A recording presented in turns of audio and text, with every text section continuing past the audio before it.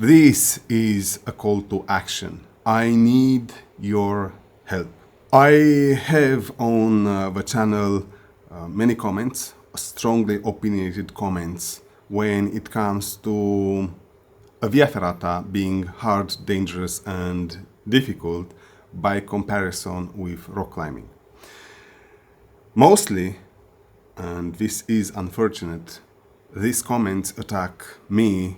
They don't properly debate the difference between the two in a way that helps the Via Ferrata climber, many times the first time Via Ferrata climber, properly understand what they're getting themselves into when deciding to climb a Via Ferrata.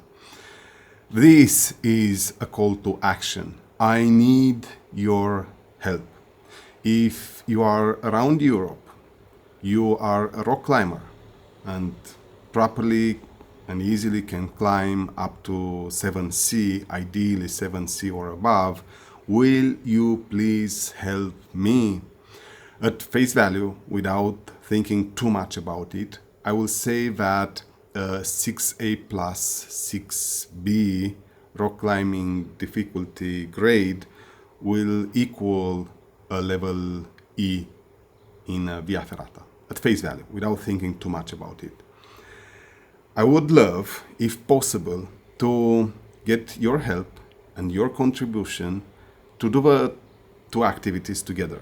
Let's climb 5A, B, C, and then a 6A, 6A plus, 6B, and maybe higher on the difficulty scale of rock climbing, and see how it goes from my perspective as a primarily Via Ferrata climber, and then from your perspective as a rock climber, experienced rock climber.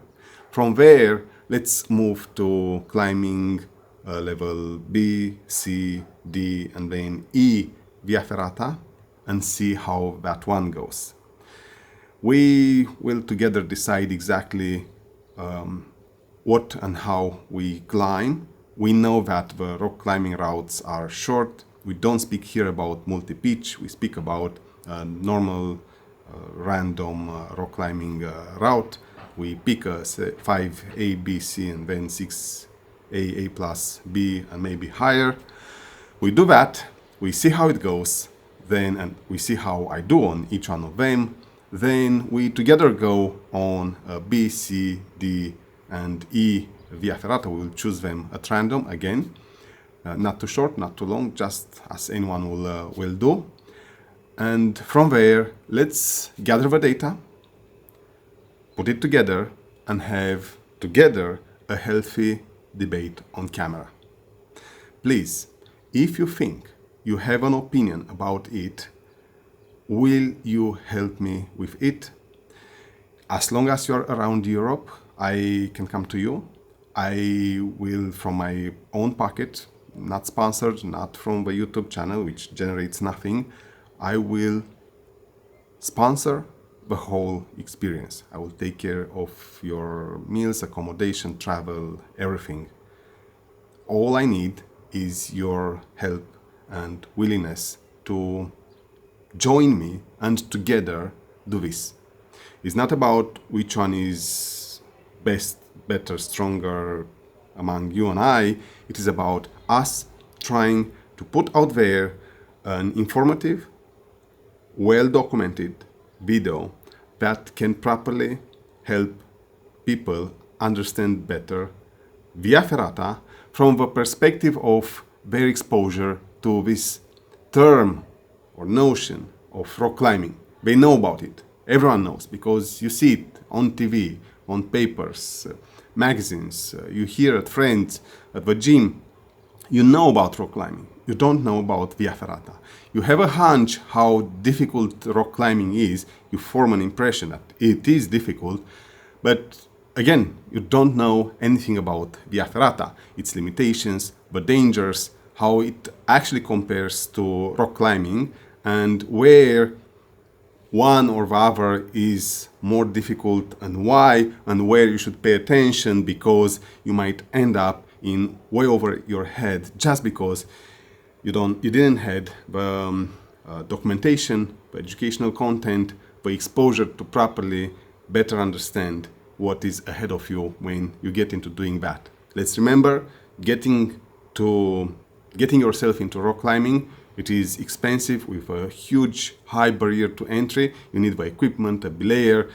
It's not easy, but the Via Ferrata, it is as easy as that. You just pick whatever, a random Via Ferrata. You can buy by yourself with not that much effort the whole safety equipment and just go climb. You don't need help. You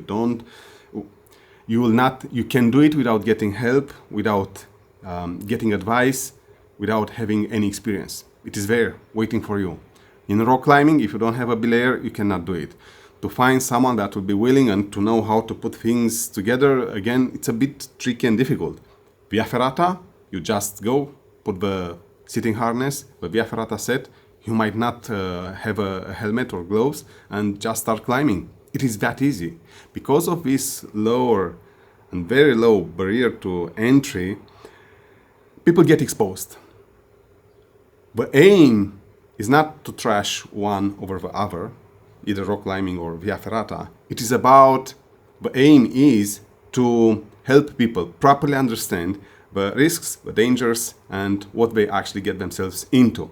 Because we would love to have more people climbing Via Ferrata. Why not? It helps, it is healthy, it is not that expensive. It gives people opportunity to do more than just going on extremely expensive holidays and then stay trapped into the city and the job and the life we know. Ideally, more of us will just go out there. Via Ferrata provides that opportunity. It is fun, it is interesting, why not? Gives you access to views otherwise you cannot see, and to sides of a mountain otherwise you'll never be able to climb. Please help me. If you're out there, please help me. Help me do this. This is a call to action.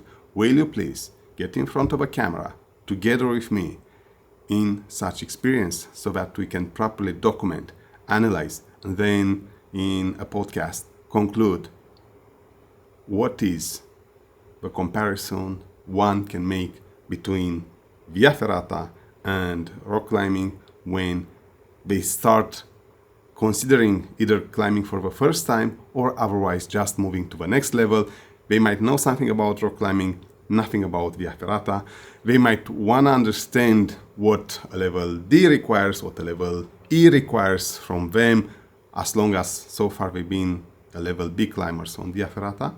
And again, they know something about rock climbing, nothing about Via Ferrata. Plus, let's demystify this.